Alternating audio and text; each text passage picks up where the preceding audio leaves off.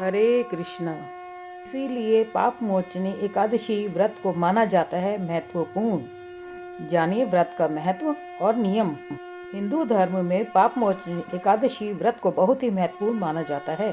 इस विशेष दिन पर भगवान विष्णु की आराधना करने से सभी अनजाने में हुई गलतियों से मुक्ति मिल जाती है और सभी दुख दूर हो जाते हैं। हिंदू धर्म में सभी तिथियों में एकादशी तिथि को सबसे महत्वपूर्ण माना जाता है।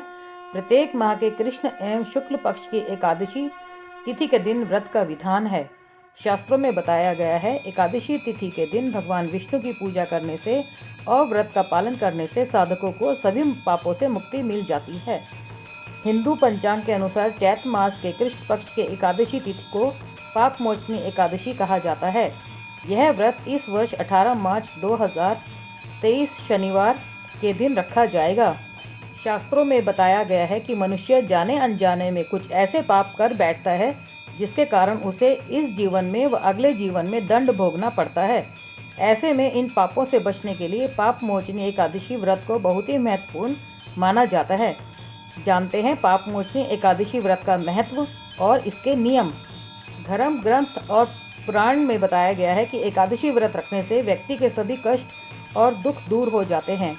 वहीं पाप मोचनी एकादशी व्रत रखने से अनजाने में हुई गलतियों से साधक को छुटकारा मिल जाता है और उसे सहस्त्र गोदान यानी 1000 गोदान के समान पुण्य की प्राप्ति होती है। जिस तरह भगवान श्री राम पर रावण का वध करने के बाद ब्रह्म हत्या का दोष लग गया था और उन्होंने इस दोष की मुक्ति के लिए कपाल मोचन तीर्थ में स्नान और तप किया था, ठीक उसी प्रकार पाप मोचनी एकादशी के दिन भगवान विष्णु की आराधना करने से सभी प्रकार के दोष दूर हो जाते हैं। शास्त्रों में बताया गया है कि जाने और अनजाने में किए गए पापों से मुक्ति प्राप्त करने के लिए साधक को पाप मोचनी एकादशी के दिन निर्जला उपवास रखना चाहिए। यदि व्यक्ति का स्वास्थ्य ठीक नहीं है तो वह फलाहारी या जलीय व्रत रख सकते हैं। निर्जला उपवास रखने से पहले दशमी तिथि के दिन सात्विक आहार ग्रहण करना चाहिए और एकादशी तिथि के दिन भगवान विष्णु की उपासना विधि विधान से करनी चाहिए। शास्त्रों में यह भी बताया गया है कि पाप मोचनी एकादशी के दिन रात्रि जागरण कर भगवान विष्णु की उपासना करने से साधक को इस जन्म के साथ साथ पिछले जन्म के पापों से भी मुक्ति प्राप्त हो जाती है। पाप मोचनी एकादशी की कथा के अनुसार एक बार च्यवन ऋषि के पुत्र मेघावी वन में तपस्या कर रहे थे। उस समय मंजू घोषा नाम की अप्सरा वहां से गुजर रही थी। तभी उस अप्सरा की नज़र मेघावी पर पड़ी और वह मेघावी पर मोहित हो गई। इसके बाद अप्सरा ने मेघावी को अपनी ओर आकर्षित करने के लिए ढेरों यत्न किए। क्रोधित होकर उन्होंने मंजू घोषा को पिशाचिनी होने का श्राप दे दिया। श्राप सुनकर मंजू घोषा ने कांपते हुए ऋषि से मुक्ति का उपाय पूछा। तब मुनिश्री ने पाप मोचनी एकादशी का व्रत रखने को कहा और अप्सरा को मुक्ति का उपाय बताकर पिता च्यवन के आश्रम में चले गए।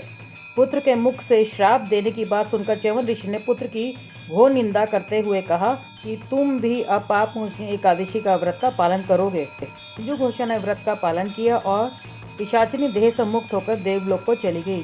हे श्री हरि जी महाराज, जैसे आपने मंजू घोषा को पिशाचिनी देह से मुक्ति प्रदान की और उसे देवलोक प्रदान किया, ऐसे ही सभी को देवलोक प्रदान करना और ऐसे ही जो भी पिशाच योनि में हैं उनको भी मुक्त करना और कहानी सुनने वाले को, कहानी कहने वाले को और हुंकारा भरने वाले को मोक्ष प्रदान करना, जन्म मरण के मृत्यु से मुक्ति दिलाना और मोक्ष प्रदान करना।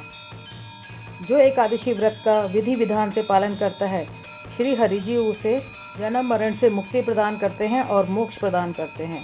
अगर मेरा वीडियो पसंद आया हो तो लाइक कीजिए, शेयर कीजिए, सब्सक्राइब कीजिए। व्रत कथा गृहस्थ को। हरे कृष्ण।